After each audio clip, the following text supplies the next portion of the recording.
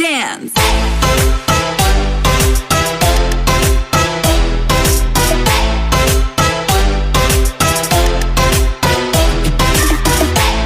So for today's video, the task that we're going to do is to have an insulin mixing.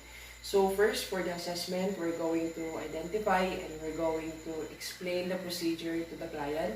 And then, aside from that, we're going to check also the recent blood glucose level of the client, then as well as the oral intake status. And lastly is we're going to check the medication administration record. And then for the planning, we're going to assemble the materials needed for the procedure, such as the insulin syringe. We have the cotton swab, and then as well as our insulin vial. So after we gather our materials, we're going to check the expiration date of the insulin vial. So it's okay. And then since after that we're going to write a date when opening an insulin vial. So after we write the date of the insulin vial, we're going to get the insulin vial and put it into our palms. And then we're going to roll it for about 10 times to allow the suspension to mix well. So 1, 2, 3, 4, 5, 6, 7, 8, 9, 10. So approximately 10 times. So make it sure that you don't shake the insulin vial. So next is we're going to apply a cotton swab to the rubber stopper.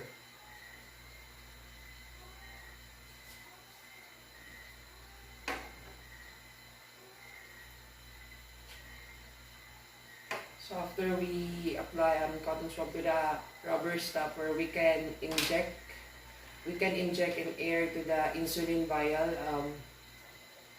We can prescribe air, or we can inject air into the insulin vial with the same amount of prescribed insulin by the physician.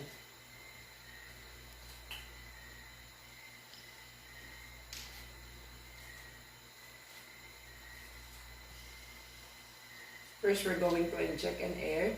So make it sure that the bottle is in upside down, and we're going to inject the plunger completely.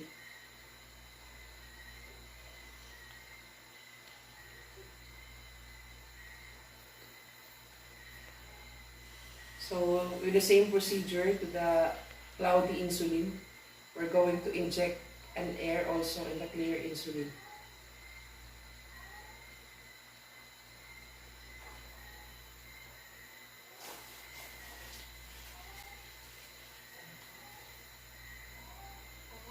So we're not going to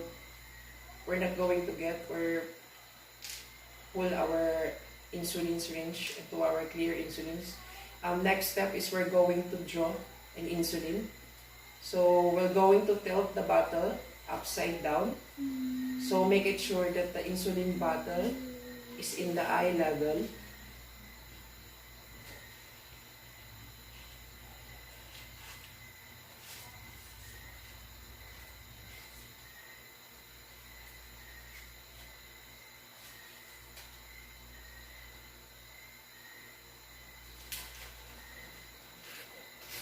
So if there's a presence of bubble, just make it sure that you're going to remove the bubble by pushing the plunger.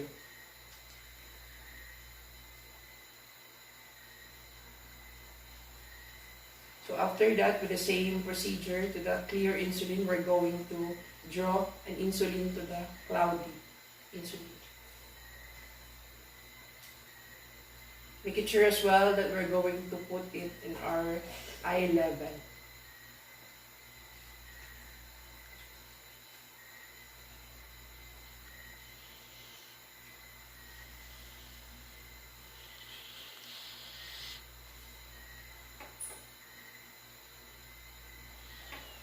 So after we draw an insulin to our insulin vial, the next step we're going to do is we're going to store this insulin according to the manufacturer specification, and then we're going to wash our hands, and then so after we wash our hands, we can prepare the medication or the insulin or injection. So after our implementation, so we're going to document the procedure and the findings that we find during the assessment.